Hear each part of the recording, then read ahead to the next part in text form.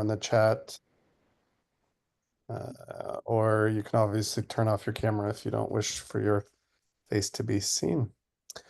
So I am so glad to welcome you all. My name is Chris Miller. I am an educator in the San Francisco Bay Area, and I am one of the three co-chairs of the AATE Mental Wellness Special Interest Group, along with my friends Nicola and Ashley. So I will let them, the two of them, introduce themselves, and then we'll get into our wonderful presentation. Yeah, I can start just to make it really quick. My name is Nicola Olson. I was a high school drama teacher for 18 years, then went back and got my PhD, and now I am a university professor of high school drama teachers and elementary school drama teachers. So I'm very invested in theater, especially by, with, and for young people, and maintaining their mental wellness as we do this incredible work with them. So yeah, just happy to be here. Super excited for Adam and Jimmy to be here. I'm gonna learn so much today. I'm jazzed. Hello, good evening. My name is Ashley, and let's say I've been in theater for about 28 years, since I was about 7. Currently, I'm the artistic director at Genesis Theater in Akron, Ohio, and marriage and family therapist. I'm super excited about this work, and I'm sure gonna learn something still, just like Nicola said. So. Great, awesome. Jimmy and Adam, I'm not sure if you we're going to do introductions, but maybe we have the other people Please. introduce themselves. Okay, why don't we do that? So Victoria, if you can share with us, well, I know you mentioned earlier where you're coming from, but what's your role? Sure. Hi, everyone. My name is Victoria, and I am the founder and executive director of Art Servitory, which is a nonprofit up here in Massachusetts that brings drama education to children and youth in schools and community centers across the state. So mostly working in Springfield and the greater Boston area, going across schools, and I go into the schools and teach directly the drama program created. And so, yeah, I've been in theater my whole life. I went to a performing arts school in Manhattan. And so that's kind of what brought me on that path. Awesome, glad you're here. Ashley, are you able to share? Yes. Hi, everyone. My name is Ashley. I am a teaching artist at Roundabout Theater Company here in New York City. I work with partnership schools within New York City, and I have a PD coming up with faculty teachers as they're kicking off this end of the year moment. First month is down, so they're wanting to do a wellness professional development. So I thought I'd come here and get some wonderful thoughts. Awesome. And Laura, I know, I don't know if you're able to share. As always, I'm driving, yes, like last year. But I'm not coming from a rehearsal today. I'm coming from a middle school girls field hockey game, going to a rehearsal where I'm singing back up to the band in a neighborhood production that some guy I know wrote. So anyway, I teach middle school drama at the Latin School in Chicago. I've been teaching almost 40 years and started out in the Evanston Public Schools, but was let go with budget cuts. So I've been at Latin for almost 23 years now. So I love coming to this special interest group every year. So thank you for doing it. I will be leaving right before 7, so I'll watch the rest of the recording later. Thank you. Well, thank you, everybody. So glad that you are here. With that, I'm going to turn it over to Jimmy and Adam, who are two co-presenters, and ask them to introduce themselves and take it away. All right. Thank you so much for being here this evening. We are excited to chat with you about the research and the work that we've been doing that we are very passionate about. I am Jimmy Chrisman. I am an associate professor of theater teacher education at Illinois State University. I've been there for 8 years in that capacity. And before that, I taught high school theater for 17 years in North and South Carolina. And Adam and I have been doing this research for, I don't even know how long now, 4, 5, 6 years. I don't even remember. But we're excited to share this work with you. Adam, I'm going to turn it over to you. Sounds good. I also just want to say I am very honored to be in this room with this group of individuals. Like, thank you for taking the time to introduce. I know that sometimes that's a drag on the presentation piece, but I really enjoy what I'm going to probably pick up from you as well. So thank you so much for doing that. My name is Adam, Adam Carter, and something to just kind of not get out of the way. It sounds awful, but Jimmy and I actually are married. I'm upstairs and Jimmy is downstairs in the same house. So if you hear dogs bark, it's probably, coming through both of our speakers. So just be prepared. We put them away for an hour. We told them they could make it. I don't know if they're going to believe us, but we'll see.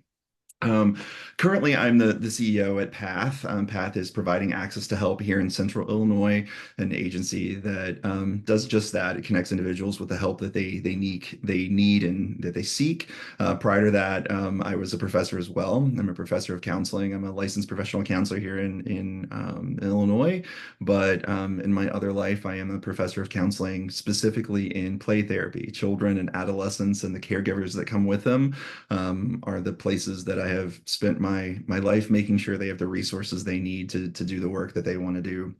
And so if it's okay, Chris, I want to make sure it's okay with you. We get started. If there's any other business that you need to take care of No, before. we are set to go. I just we'll go until 5:30 Pacific. That would be what Absolutely. 30 The Eastern. times on this sheet have us ending at 5:30 Pacific. Okay, great. Now I know that you both are in California. It makes sense why it was in Pacific time. Plus, I think we need to center Pacific time sometime because you guys are usually at the end instead of the beginning. So whatever we can do to make sure that we do that. When Jimmy was talking about how long we've been doing this work, it's been a little bit longer than that. Because what happened was prior to Jimmy moving to Illinois, we had a long distance relationship for a year. He was down in South Carolina and I was here in Illinois, and I was flying to a conference and he was doing a production of Spring Awakening at a university, and it was with a couple of folks who ended up being in our wedding. So these were young performers. They were college age but younger than us, and it was the first time that I had seen Spring Awakening as a non-musical, right? So I was very familiar with the musical, knew the work, but to watch Jimmy's production of Spring Awakening was fantastic. I thoroughly enjoyed it. And then I got to the end and I was like, whew, Jimmy, the person who's going to sing at our wedding is sexually assaulted repeatedly throughout this performance. You also had to rehearse that. How did you take care of her during that process? And Jimmy's face just fell. And he said, I don't think I did. And I said, really? And this was going about 8, 9 years ago. Now, Jimmy, it was before you even started here. And now he has 10 years. So that's how long it took. And he said, I don't think I did. And I said, I'm also curious about those people who had to watch it happen repeatedly during rehearsals. Like, what was that like for them? And again, this is Adam, who I'm neurodivergent. And so I asked that the things that's supposed to stop don't stop. They just come out. So sometimes they sound like I'm questioning. And it really was, I'm very curious on how you did this important work while making sure you didn't hurt folks along the way. And Jimmy said, I don't think I did a good job on that. And that then birthed what ended up being a great opportunity for he and I to kind of merge both of our research areas. I specialize in trauma-informed practices. Jimmy specialized in theater. And I said, what if we lay those over each other and figure out ways that we can continue to produce fantastic art and let children be involved in an artistic process and do it in a way that doesn't hurt them on purpose? Because there are some acting paradigms that I'm sure that you all know better than I, that are rooted in white supremacy. They're rooted in misogyny. They are rooted in othering people for the sake of art. Additionally, that you're supposed to tap into your trauma, and we want to see that on stage, use that. And we're here today to say, but what if you didn't, though? What if you didn't use that? What if you used a different way of going and being? And that's what we're here to do. So that's kind of the start of our work. Was we saw that there was a need because we were actively engaged in that need. People who we care about and young folks who we wanted to make sure were safe. we're involved in that process, and we now dedicate a large portion of our professional lives to making sure that young folks in theater are not re-traumatized by the work of the adults and caregivers who are in that space. And so that's who we are. But we know that this does not come easily, meaning we know that there are forces in play that are trying to keep status quo. Status quo stays the status quo because it's designed to do so. But it's going to require conversations around cultural shifts. And when we during the pandemic, we did a study of we interviewed, I think, 36 theater teachers across the country, just to find out what practices were currently being done in classrooms and in rehearsal processes. And the big takeaway was it wasn't happening. But what we did find was the theater teachers who cared very deeply about their students, cared very deeply about the art and their craft. And wanted the tools, wanted to know how to do better, and wanted to know how to begin that cultural shift that we're talking about. And when we talk about cultural shift, it's a different way of looking at the work that we already do. For example, how do we look at the power dynamics in the space? I tell my students all the time, we have an MFA directing program at ISU, and I frequently go into rehearsals to do intimacy work with the productions. And I tell the students all the time, I said, I know the minute I walk into a room, I have the power, even though I am not your director. And I have to constantly be aware of that. And I think we as teachers, it's important for us to examine those power dynamics of when we're working with our students, or when we go into that school as a teaching artist. We walk into a space with the knowledge, with the understanding of our content, and we're automatically put in those positions of power with those young people. So it's important to examine those power dynamics. It's also important to examine, and we're not going to spend a ton of time talking about this tonight, but the importance of taking care of ourselves. We talk about taking care of our students. We talk about taking care of them with their health and wellness.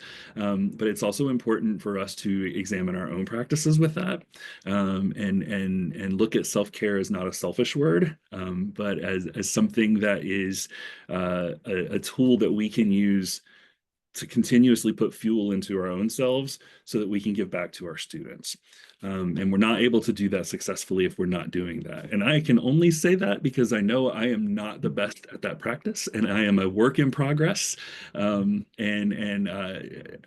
17 years in a classroom, I remember driving home 9 or 10 o'clock at night, and I didn't want to cook when I got home, so McDonald's was my meal for about 2 weeks.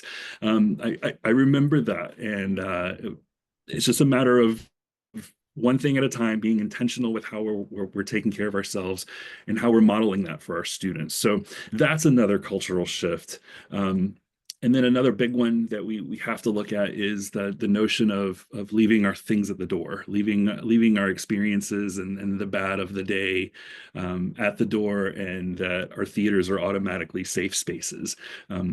We want them to be safe spaces. We want to create those spaces where our students can take those acceptable risks and be empowered artists on our stage. But it's also not appropriate to expect them to leave that at the door if they've had a rough day, if they're experiencing things at home that are impacting their sleep, that are impacting their physical bodies, that are impacting the way they interact with their teachers and students and the rest of the building. So we have to be able to acknowledge that and work to shift that culture that that's so ingrained in us already. We've even had, just this past month at ISU, we have a production of Medea going on, and those notions and power dynamics and consent and boundary work have been called foolish by directors and faculty and in front of students, and it's been a challenge. So those old notions are ingrained in us, and like Adam said, systems are designed to go a certain way, and when we try to shift them, there's always that pushback. So little by little and intentionally doing what we can to strengthen our practices and make our spaces better and safer. Mm-hmm.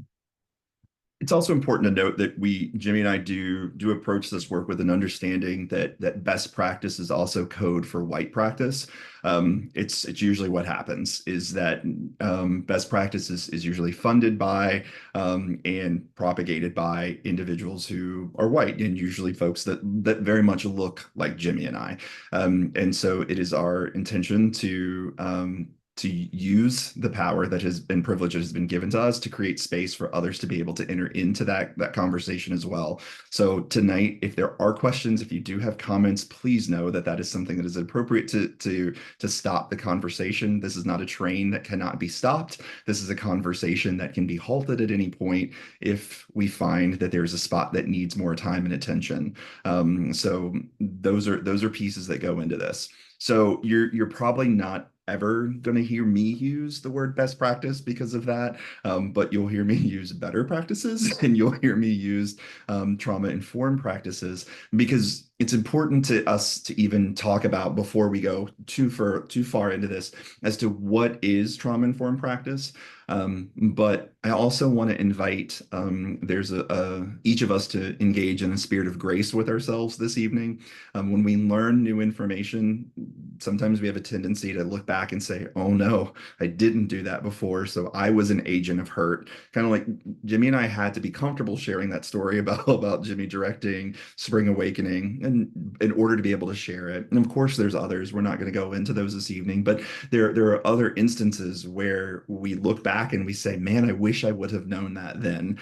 And what we hold each other accountable to is, but we know that now. And so we want to hold space for that this evening. And the next two times we meet, to be able to say, you might learn something new. It does not mean that you were acting in a malicious way prior to it. It's just now that you know something different, we're inviting you to think about how you may want to incorporate that in your practice. Neither Jimmy nor I will tell you how to do your job, because we do not know how to do your individual job. Full stop, period, end of sentence. What happens in New York and what happens in Boston, it's two different worlds, even though there's similar language that exists. And same with Chicago. We live in Bloomington, by the way, Laura. So we're about 2 hours away from her, which is a different world altogether. So we're never going to tell you how to do your job. What we want to say is, here's some tools that we recommend and how these tools can be used. And so my responsibility on this next section is to talk about what is trauma-informed. We made a decision not to spend an entire time going into the ins and outs of the biological impacts of trauma. I was stopped, so we just need to know that. But there's these pieces. What we want to talk about, what it is there's these tenets of trauma-informed practice. The ones I'm going to talk about this evening, when I wrote them down, I was like, Jimmy, this sounds a lot like theater. Like, if I didn't tell you what these were, I would almost guarantee you, most of you, if not all of you, would say this is the space that we want to create on our stage or in our classroom. The first is safety. Trauma-informed work creates a safe environment. That word safety is a word that probably does need to be unpacked in your own environment, not necessarily within ours, because it's so nuanced. The word safe does not imply, and I know that's later on, and I'm going to touch on it and we can explain later, it doesn't mean that challenges don't occur. It doesn't mean that anything goes. Safety, by and large, means that folks know what to expect in that space. Hence the importance of routine, hence the importance of schedule. I myself am a person who likes to play things a little more free. Like, if I didn't have to plan, I wouldn't. I would just show up and see what happens. I know that my students don't learn well that way, and so I have to prepare for it. It forces me into ways I'm not comfortable, but I think it's supposed to make me a better person, so I do it. The other is choice, that there's an opportunity. Trauma-informed practices allow for choice. You get to determine where that choice would be. A lot of Jimmy, I've learned so much from him, and I've thoroughly enjoyed it through his work of intimacy choreography, as well as mental health piece. But when we think about this concept of choice, is if we're asking two ninth graders to put on Romeo and Juliet, right? Let's just go with pull something out of the bag. It's in the textbooks at ninth grade, right? And we say, okay, now you all are going to kiss each other.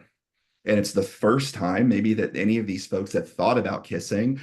Maybe they don't want to kiss the person who they're kissing. Maybe it's like, oh, I'm not quite ready for that. We had individuals who were in our study who pointed out, well, I just sent them into the hallway, told them to work it out, and then come back in when they're done. I'm not exaggerating to you, friends. And so it was like, you all figure out how you are going to navigate consent before you have a learner's permit. And so the choice piece is, where is there's choice? In play therapy, we say we give small choices to small people, and as those people get bigger, they get bigger choices, right? Because it teaches them how to make those choices. So if in Romeo and Juliet they're not going to kiss, how do you tell that story in a way that keeps the story going, that may show a kiss on stage but doesn't actually have them kissing? So where's that choice? Collaboration is important as well. That helps with that power dynamic that we talked about earlier. If someone sits there and says, I am afraid to speak up or to share my thoughts and feelings because I know Adam is going to yell at me in front of people because it's Adam's show and Adam's going to do it his way, it breeds this sense of fear, and it also kind of establishes and furthers that status quo of, I know what I'm doing, you don't, stop talking, right? And when we talk about art, we want to talk about this collaboration piece. Same with trustworthiness. Trustworthiness is, what I say I'm going to do, I am going to do. So if I say that if you ever in the middle of a rehearsal become overwhelmed and throw up a timeout sign, and I say, I'm going to go ahead and we'll take a 5. But if I'm like, it's tech week, I can't do that. I can't take a 5 right now. Let's go ahead, go get a drink of water, come back in. That's not trustworthy. We're not communicating and saying that what we say we're going to do is what we're going to do. And that last one is empowerment. How do we empower individuals, especially young actors, to advocate for themselves in that process as well, to be able to say, no, I'm working on my craft, I'm learning my craft, I am not comfortable doing this or saying this. I would like help on finding a different way to tell this part of the story, without being met with, well, you're never going to get a job.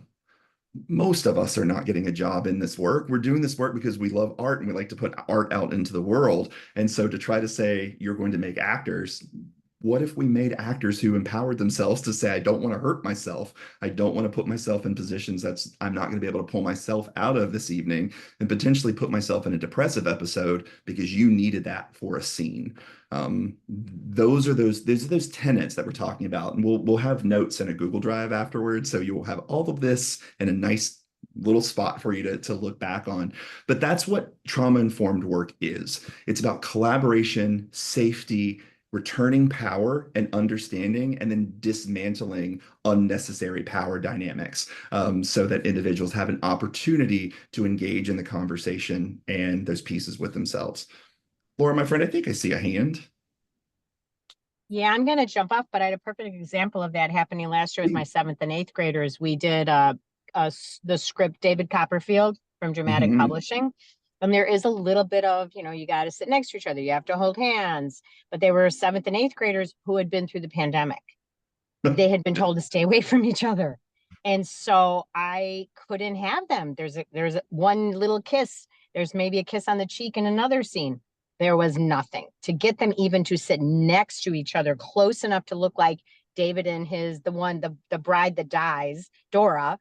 David and Dora, they didn't want to touch each other. And Dora is very socially awkward, and even more so because of the pandemic. They'd all been home. So great. I just had that example last year where I had to go, okay, whatever the script says, can you just get a little closer on that little love seat? I'll take that. That's all I need.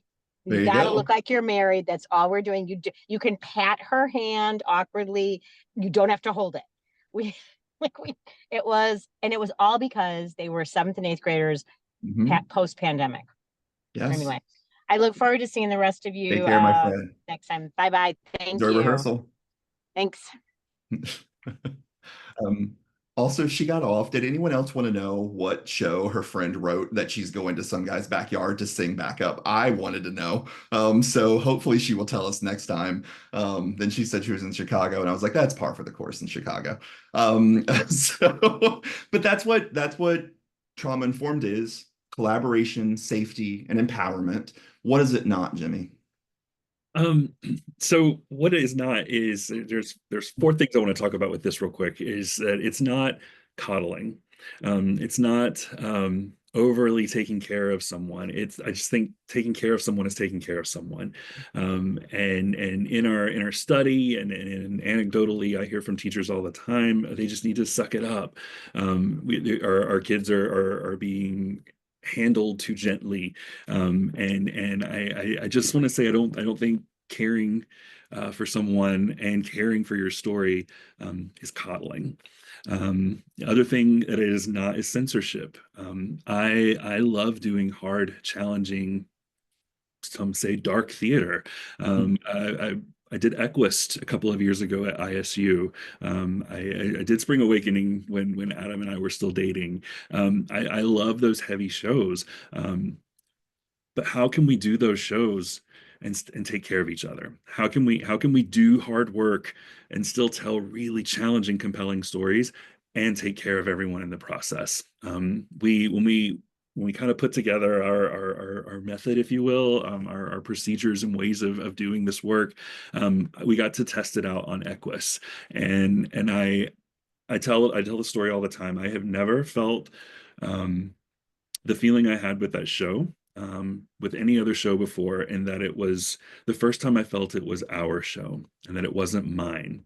The entire cast, crew, Adam, the intimacy director, even down to the stage management, it was our story that we were telling. And I just think there's something really, really powerful and really wonderful in that. And when the show was over, the students, the feedback from them said, I've never felt more taken care of in a production before.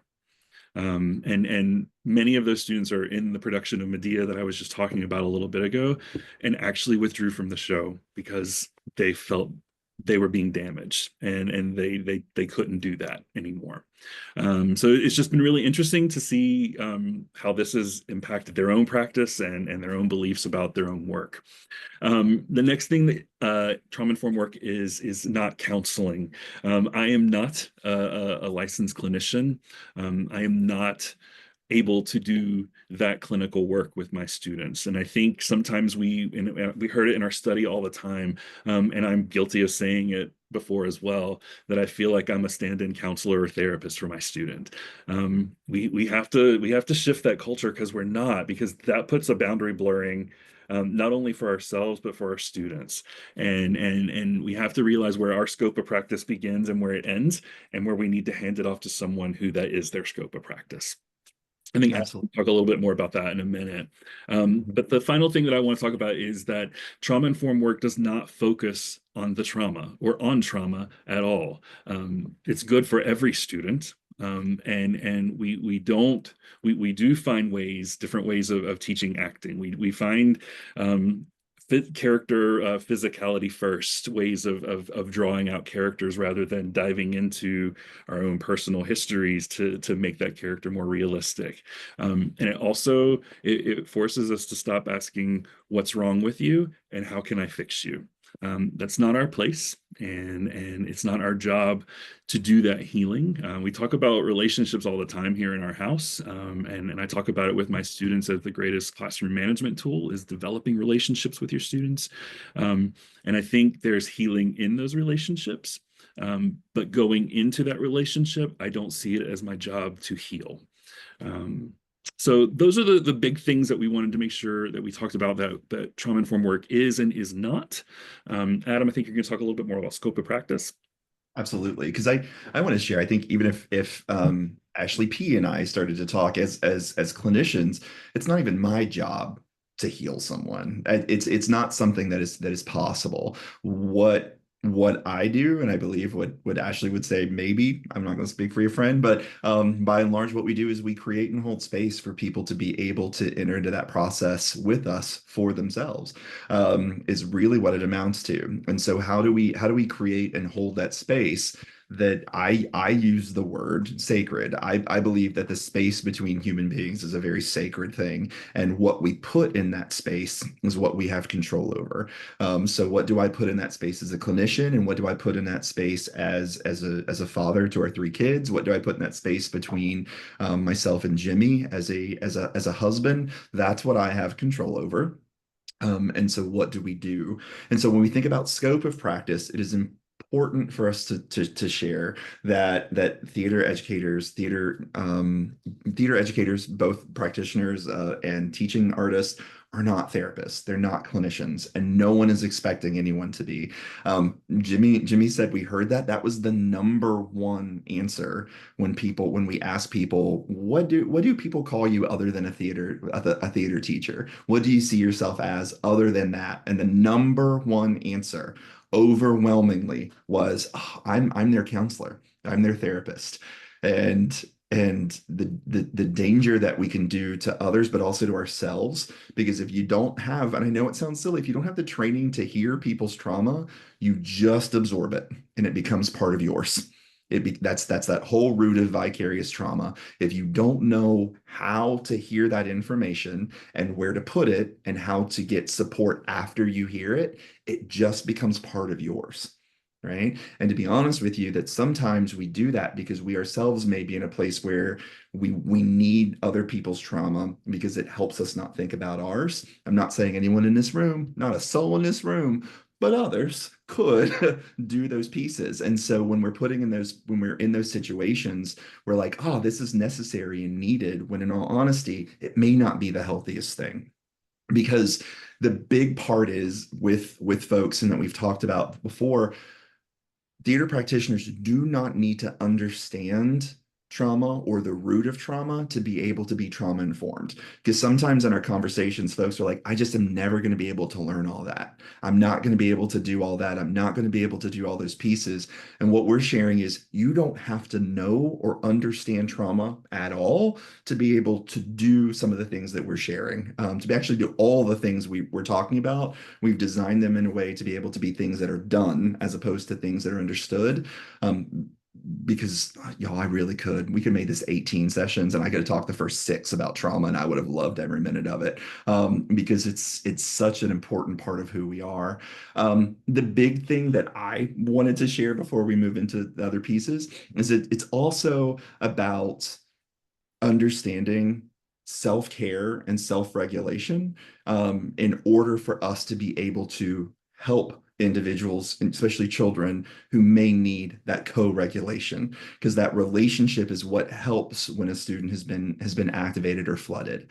And so when Jimmy talks about that paradigm shift of taking care of self, that is not lip service. The reason that is at the beginning of the presentation and not at the end is because the rest of what we talk about is kind of moot if we do not have healthy practices for self. And that's the truth, because what we run the risk of happening is, it's an old saying for a reason. We can't pour from an empty cup. So if we're trying to work with children who themselves become dysregulated during rehearsal because something happened that maybe we didn't anticipate, if we ourselves are not taking care of ourselves, we're not able to really help with that co-regulation that's necessary during a very trying time. And the reason I say Tech Week is because that was another part of our study. Everyone wants to be trauma informed until Tech Week. At Tech Week, no one cares anymore. No one cares about anyone's feelings. No one cares about what's happening. It's the show has to get on the stage. And what we're sitting here going like, yes, but their trauma didn't go away. It didn't. And if anything, it's a little closer to the surface because you're working them harder. They're staying up later. They still have homework. They're not eating well. And now all of those things that were nice before are not occurring. There was a show, and I don't know if anyone really remembers this because Jimmy and I looked to see if it's still there, and it's not.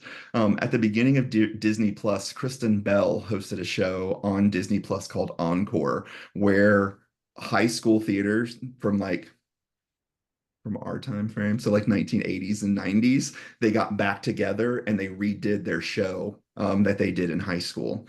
And it was a very cute idea. We watched every episode. It also created a massive amount of anxiety in me because what they would do is they would go back and they would try the directors, not a mental health professional, the directors would try to do this guided imagery meditation that 10 out of 10 times resulted in someone in the cast having some kind of emotional breakdown, because the director had no idea where they were going. They had no idea how to pull them back. They had no idea how to root them in safety. What they were doing was they were trying to get them to be emotional and raw, but they didn't know how to pull that back in. And so what you would see is you would see these folks crying, and you would see what would look like catharsis during the editing. But I'm sitting here going, who is taking care of those folks? Because those folks did theater in high school. Now they sell car insurance at their hometown. They do not have any further practice other than that 12th grade production of Beauty and the Beast. And now we are putting them in these spots where we're doing things to them that are not healthy. And so that was a great example. I would love to be able to refer you to it, but Disney Plus pulled it. And I would like to think it's because I didn't like it, but I know the world doesn't revolve around me. But those are those pieces, is knowing that, especially as we go into sessions 2 and 3, where we go into very specifics on how to do the things that we're talking about. Understanding it does not require a master's degree in counseling to be able to understand trauma-informed practices, because trauma-informed practices are not about understanding the trauma. It's about understanding the relationship. And it's about understanding safety and predictability is the big pieces there. I was looking over at my little cheat sheet here. I'm next. And then I throw it into Jimmy. But Jimmy, before I go into that, Adam, can I just throw in here? please. One of the things I'm also a certified mental health coordinator in creative spaces from the Association of Mental Health Coordinators, and that work was transformative in my own practice and in the way I view my work. But one of the things that my big takeaways from them that I like to put out there is not all good work is our work. That there are people doing fantastic work all around the world, that is trauma informed, or like Dr. Jen Wright is healing centered engagement, where the trauma informed label is taken away because of the negative stigma with it. It's all going towards the same goal of taking care of people in our classes and in the work that we do. So I just want to say that trauma informed is the work that we're talking about and that we're doing, specifically for me and the young teachers that I'm training at Illinois State. That's the language that's used in their spaces. Every teacher knows about trauma informed practices. They've heard about them. What our work is doing is taking it specifically to what we do as theater practitioners in those spaces as well. Absolutely. And if you ever see in the future something called relationship focused theater education, that's probably ours. It just the you have to go with the language that is working at the time. This is the language that the folks are using both spheres. So that's 100%. Thank you, Jimmy. I really appreciate that. Part of that is language, right? It's focused solely on what language is used. And what we're talking about this evening, the takeaway from this evening is going to be around what happens before the show even starts is what we're talking about tonight. Thank you, Ashley. Take care, my friend. What happens before the show even starts? And so what we want to talk about real quick before we go is just even some language. A word that is used a lot, and a word that is used probably to the point where it no longer has adequate context, is the word triggering. The word trigger, or what does trigger? Ashley made a face. I think I triggered Ashley with the word trigger. And so what does that mean, and how does that work?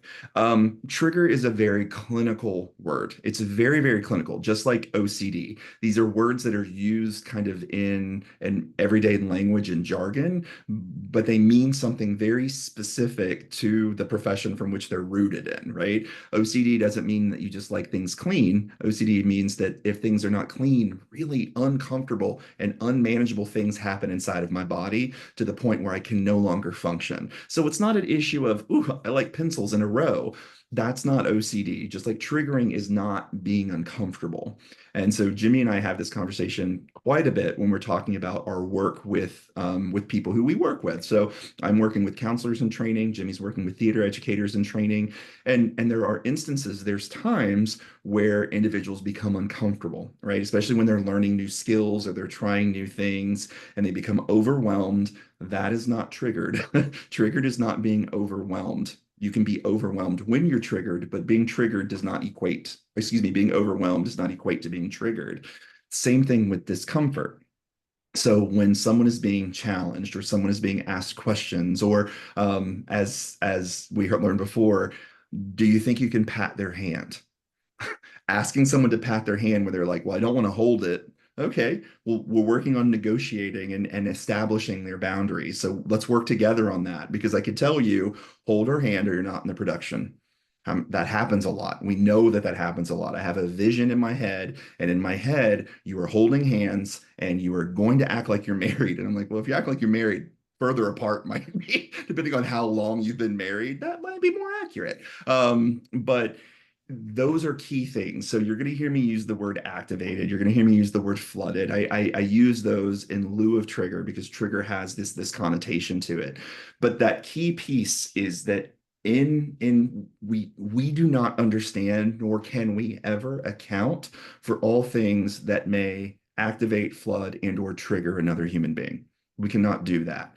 And so you're going to hear us talk this evening is that Jimmy and I we do not encourage the use of what is colloquially called a trigger warning, because there's absolutely no way that you're going to know. I worked with a client who had been abused pretty severely by a relative, and her brother lost a tooth, and she actually went into a fetal position on the floor, and I assumed that it was because of the blood, because there was blood with the tooth coming out. Once she was able to be regulated, she then shared, no, when she was abused, her abuser told her little brother who had lost a tooth during the abuse, that if you don't stick your tongue through the hole, it will come in as a golden tooth. I didn't know that. No one else in the family knew that. And so this young lady, when the experience happened again outside of the abuse, went right back to that moment, went right back to the moment that abuser had said those things. Now, do you think that loss of a tooth is ever going to go in a trigger warning at the beginning of a show? No, it's probably not. So the use of the word trigger is not as effective when you're thinking about kind of creating trauma-informed spaces, especially for those who are coming to your show.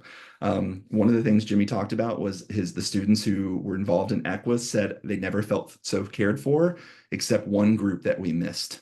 We missed a group completely, and we've had to go back and reevaluate our own work. And it was the tech crew. It was the folks who were not with us at every rehearsal. It was the folks who were not doing enrolling, de-rolling, and being cared for. It was the folks who would come in, they would watch a rehearsal in order to design costumes, and they would leave. We never circled them back in on kind of our practice. And so we've had to kind of expand on how do we do those pieces and how do we care for those folks who are just visiting. This is what I kind of call the audience. The audience is just there to visit. The audience will see the work you're done, but they weren't with you for the 3 months that you practice and rehearse to make sure that they were cared for. So what do you do and how do you do that is extremely important. And one of the things that we want to talk about tonight that we want you to take away to be able to use in your own practice is the concept of the content disclosure or the content note. I posted something on Facebook a while back because there was a big I don't even know, it was a meme or some kind of something was going around where people were talking about trigger warnings and how pointless and ineffective they were and how they ruined the experience for theater goers. And so I made my own post and shared about that and my own thoughts about it. And it inspired some really interesting dialogue on the post. And I like to tell people if they're going to come and have the dialogue on my post, please have a good dialogue. Like, we're not going to attack each other. And I can honestly say it was good dialogue. But what one of the posts was, that the trigger warning or the content note ruins the experience for me, and there's no way that I can take care of every person coming in the room, and that's the truth. But what I can do is give information to those coming to the show, and we're also going to talk about notifying parents and students before they even audition what they're getting into. That information is not telling me the whole story. It's letting me know some information so I can make a determination how I'm going to interact with that performance. Is it one I want to go to? Am I going into it knowing what these potential things could be? And one of the things I put in that post was, we're taught as theater practitioners, read the play before you go. So is it really ruining something if you go to the play and you've read the play? You know what's coming. But I say that because one of the things that were put on the post by Dr. Lucy Kuski at Ohio Wesleyan was the concept of layered or tiered content disclosures. And I've got an example for you of one that I wrote for the Yellow Boat on a production that I'm working on in Illinois right now, of the tiered content note, as well as hers. There's a link to the website where when you go to buy the ticket for the show, it has a very general, literally one sentence. This production contains, I don't want to lie to you, so let me read it to you correctly. This musical, and it's about the musical Absolute Zero. This musical spy thriller includes genre-typical adult content. That's the disclosure that's on the box office page when you go to buy a ticket. Immediately after that, there's a link. And it says, for additional notes, please click here. And so for those folks who don't want the story ruined or their experience ruined, and the enjoyment of the story and the surprise of the story taken away from them, for folks who need that information, you can click that and it takes you to a page. I kid you not, it's probably 15, almost 20 bullet points of a detailed list of things that you could look for. Is it exhaustive? No, because it can't be. But in analyzing the script, and she was the director, in analyzing why she chose that play, why now, and what are the things that could be, I don't want to say triggering, but could be activating or even potentially making you uncomfortable. That list is helpful for those folks. And like going back to the tenets that Adam talked about earlier, it's that that informed consent piece, that I know what to expect, and I can prepare how I engage with that. So I've got those examples for you in the Google Drive that I'll give you that link in just a minute. But with Yellow Boat, the show that I'm working on, we sent home a detailed letter to the parents and the students of everyone auditioning of what to expect in that play. The play deals with the death of a young person and the grief of the family, the experience of contracting HIV and AIDS through that blood transfusion. So there's all kinds of things that could potentially be activating for an audience member, or in that case, for the students who are auditioning and choosing to work on the show. So they had the full disclosure from the beginning, and then I wrote the very general one for him to put in the program and to put on the ticket page. But he's also got the link for a bigger detailed version of that. So sometimes I hate Facebook, but that actually was a great experience for me with Facebook posts and comments. Adam loves to go down those rabbit holes of comments on Facebooks. I try to avoid them because I know what it does to me, but that was a really good example of one that worked out well for me. It's messy, and sometimes I'm here for it. That's the truth. As long as I'm not involved in it. If I'm involved in it, then it's not fun. So I like to go down Jimmy's post and be like, "Oh, what did they say, Jimmy?" Another brief example before we kind of go into an activity here. Jimmy and I just recently, about I don't know, I guess it was last semester now, went to a production of Fun Home, and Jimmy's students did a phenomenal job of doing content disclosures beforehand, and they used the technique that Jimmy and I encourage, and I have not seen done anywhere else. I'm not saying we invented it, but I'm just saying, which is the content disclosures were given every 5 minutes before the show started, for 30 minutes before the show started, because I cannot tell you how much I hate a content disclosure being given and then says, if you have any problems, see the house manager, lights down. What does that do? You didn't. That's almost taunting, to say, hey, you're about to see some really heavy things. Good luck, and talk to the person who's the least prepared to handle your concerns. Love ya. Dark. I was like, Jimmy, I just don't understand it. So the Fun Home one, it was every 5 minutes prior to the show starting. And again, it's predictability, it's safety. That's the tenets of trauma-informed work, is that we knew that. That same production that we saw, there was a young person who we knew who had been involved in Equus who got up and literally ran out at the end in tears. And it was right after a really big scene. And so our assumption was, ooh, that was a really big scene for her and the death. Come to find out, no, she had herself been hit by a car, and it was not anything to do with what happened on stage, everything to do with her remembering getting hit by a car. So that can't go in that beforehand. So there's going to be times and instances where the work is going to activate, or in this instance, even trigger. That is an example of trigger. She was taken back to a place where she thought she was going to die. But it doesn't mean Fun Home shouldn't be done. Right. So I wanted to do something, and if you have access to chat, you can do it in chat if you don't want to go off of silence. I have a couple content disclosures that were written. I want you to tell me what the show is. You know all of these shows. I went and looked at some of the most popular shows being done in high schools over the past 2 or 3 years. You know these shows, I promise. All right. The first one. This production contains mature themes, including depictions of bullying, teen suicide, murder, toxic relationships, and substance use. It also includes strong language, sexual content, and moments of violence. Viewer discretion is advised, as these elements may not be suitable for all audiences.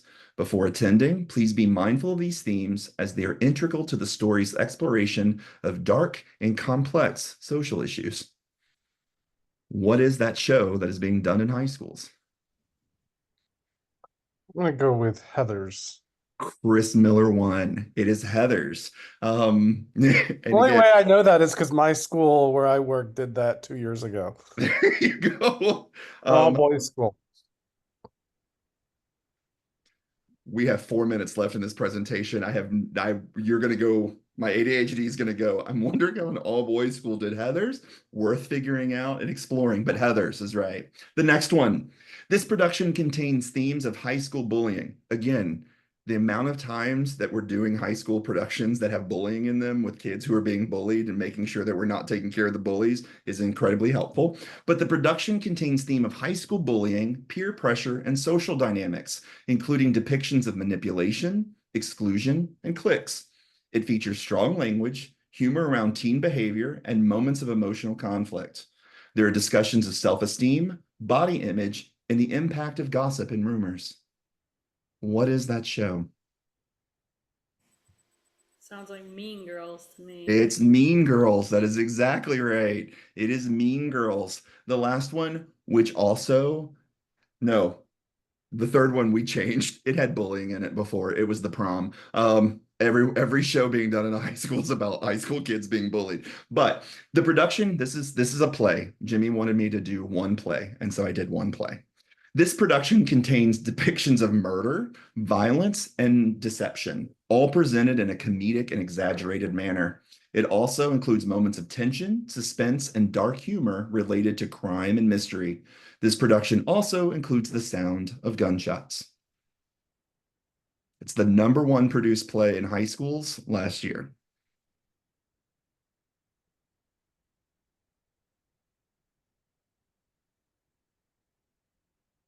It's Clue. So it's Clue. And so we originally when we were jotting this down, and we were like, what if we give them a show and they go into breakout rooms and they write their own, and then Jimmy and I were like, we have an hour, not four. So small group work is great with us longer. The gist of that and those big pieces is that these content disclosures are not designed to prevent anyone from coming to the show, and it's not designed from preventing potential flooding, activation, and or maybe clinically triggering. It's designed to provide an informed consent environment that has those layers that say the first thing is when you're buying a ticket, it's just like if the content is not for children younger than 6, that should be on the content ticket, right? Like we should be able to share that. This may not be one that you want to bring your sibling to. Followed by potentially additional layers that have the blurb that I read would be something that could be in a program or be outside of the show before someone goes in, and with a QR code that takes them to that page. This is a fantastic opportunity for dramaturgs to get involved as well. This is work that can be folded into that, so that they've been part of that. I think that's take care, Chris, and that's all of those pieces that are necessary to even get started, right? So we haven't even started the show yet, and we're already thinking about how we can keep the folks safe in the show. Another thing, this is a tidbit to show this is at the beginning. One of the things at the end that we're even like proposing new ways of doing is the talk back, for example. If you're going to do things like talk backs, making sure that there's time for people to leave if people do not want to be there and process. Jimmy and I went to a show. I wrote the name of it down because it was so long, I couldn't even remember it. But you all probably know because you're smarter than me. We are proud to present a presentation about the heroes of Nambia, formerly known as Southwest Africa, from the German Pseudo-Africa between the years 1884 to 1915. Has anyone seen that show? No. One of Jimmy's students did it. One of the things Jimmy told me, it was only going to be 30 minutes. So he lied. It was not 30 minutes. So at that 30-minute mark, my body was like, I'm ready. It was a show about just very blatant racism. And at the end, there was a depiction of a hanging. And that was not given to us beforehand. I was not ready. There was no intermission. There also was no curtain call or de-rolling. And so the lights came up, and this was one of Jimmy's students. And I love this young person who's now a practicing theater educator in Chicago. But what she wanted is she wanted people to sit in it. Jimmy and I fought the rest of the night. Jimmy and I don't fight a lot. We fought the rest of the evening. And it's because both of us were so dysregulated from that production. We weren't talking about themes of racism. We weren't talking about the darkness of the human soul. We were mad at each other. Like we even fought. We went to the Noodles and Company and couldn't look at each other in the face because that's how angry we were. And so the art didn't do the arting at that point in time. The art just activated us, left us activated, and it didn't do what it was intended to do. So that's what we're going to talk about in 2 and 3, is what do we do in that space when you're choosing a show, when you are putting on a show, when you are responsible for the health and well-being of those young people in that space, and for the people they're inviting to come and see them in that space. How do you move forward with trauma-informed work, keeping in mind the things we talked about this evening, but also making sure the art is the art that you want to art? I shared the Google Drive folder and the link for you with some resources in it. It has the article that we wrote about during the pandemic about the interviews that we did, if you'd like to read that, as well as some information for the grounding techniques that we're going to talk about next time. But it also gives you the tiered content disclosure examples as well that you could use in your own programs or theater companies. We'll leave it up for any questions, comments, complaints, or concerns, knowing that it's time for you to go if you would like. Questions, comments, complaints. I haven't heard anyone offer that before. We can complain at the end if we need to. That's a good one. That's a good one. You can. I don't want you to be dysregulated when you leave. I want you to be able to look at someone while you eat dinner. If you're going to go eat dinner, I want you to be able to look at them in the face. Yeah. Actually, I was going to say one thing I just really appreciated about this presentation is one of the problems that I often have is this idea of informed consent, because theater, at least in the past, or maybe just in general, there's this idea of you want to be surprised, or, we don't want to ruin it. I hear people say that a lot. But I really love the fact that I can sort of counter that now with well, do you want your audience to be able to have informed consent, or do you want them to just be taken unawares?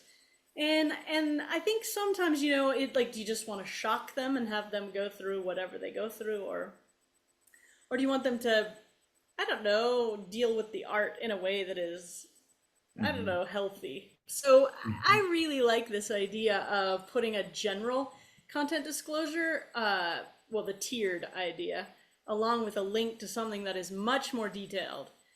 Because working with schools and in schools and around schools, that's what everybody asks for. What's in this play? What's in it? What exactly, like if you say, well, there's strong language, what language is it, right? Like, and it's only 2 or 3 people that want to know that. But, I love this idea of, spelling it out. Here they are. Bam. These are the words that you will hear in this play. But only if you click like the QR code or the link or whatever, so that you can get that. And what I loved about it is it's not just informed consent for those folks who want to know the more. It's also the informed consent for those folks who don't want to. They're choosing not to, but you've got the information if it's there if you want it, but you get to decide how you interact with that. And that's empowerment. That's empowerment. The empowerment is, I'm not here to say, I want to shock you, and I want to awe you, and I want to do those pieces. It's saying it's here. If you would like to click on that and know what's going on, I'm the type of person, because of the way my brain works, if we're watching a true crime documentary, I will research it, know the end before the end. And Jimmy's like, why don't you just watch it? I'm like, no, I need to know how this ends. I don't have to tell you, but I'm going to know how it ends, because that's what I would prefer. But it's choice and it's empowerment. It's not censorship. And any way, shape, or form is it censorship. It is empowerment. It's saying, here's what you're about to interact with. Here's what you're about to see. In Equus, we had people who got invited to come and see, but maybe didn't go to Act 2 when the person they came to see was going to be nude. They did not want to see the person they came to see nude, but they wanted to support that person. And they knew, I can safely go to the first act and feel comfortable with our relationship. If I stay for Act 2, I'm going to see you nude, and I'm not comfortable with that. It wasn't censorship, and we weren't telling anyone anything. They had choices, and they made choices. And choices are still important in art too. Yeah. Yeah. I was just going to say thank you for this work. It is very important. And one of the things that my husband and I have done here in Akron is take care of our audiences. And we've heard thank you, because they're like, wow, no, we've never been to a theater that cares so much. And it's just important to create those safe spaces. And I think one of the things that we have shared and done is have a couple of professional counselors who are willing and able to connect with those people. And so just said, hey, like, take one. They're waiting for you. You can call them anytime, set up an appointment to have conversations. If you are feeling any kind of way, whenever, during, before, after, so that you can continue to be taken care of. And then just teaching others how to do that well. And I love that you brought up even the tech, the crew, because people don't think about them. So thank you for that. It's because they're wearing all black and they disappear. We don't see them. Like, they're doing such a good job, we don't see them. But Ashley, what I want to share too is, like, from like a creative director or owning a house or being a CEO of a nonprofit, if we want people to engage with us, they'll engage with us more if they feel safe and they feel cared for. So do I want them to continue to invite me into their schools and to do this work? Then I need to make sure that I am doing this work with the caregivers and the adults in that space, so that they understand that I am a safe person. Or when I go see a show at Ashley's Theater, I know that I'm going to go see another one because this is how she takes care of things. And because I know that if I want to know what's happening in the show, I can click on that link or I can do those things, or there's going to be displays out front that share that information. I feel comfortable going to you because I feel taken care of. And so, even from a financial standpoint, trauma-informed work, it makes sense financially as well. Yes, I agree. Mhm. Yes, ma'am. Yep. Thank you so much. I just wanted to add that I'm noticing that I do certain, like the choice and everything in a lot of the practice that I do, but I haven't really been able to have those definitions within trauma informed to actually acknowledge what I'm doing. And so I really appreciate kind of having that language written out or and spoken so that I can be a better educator for my students in that way. And I'm even just thinking today in class I had a group of 23rd graders and we were going to do like an energy squeeze, and some of them I asked them before we got into the circle, it was, does everyone feel comfortable holding hands? And these are third graders.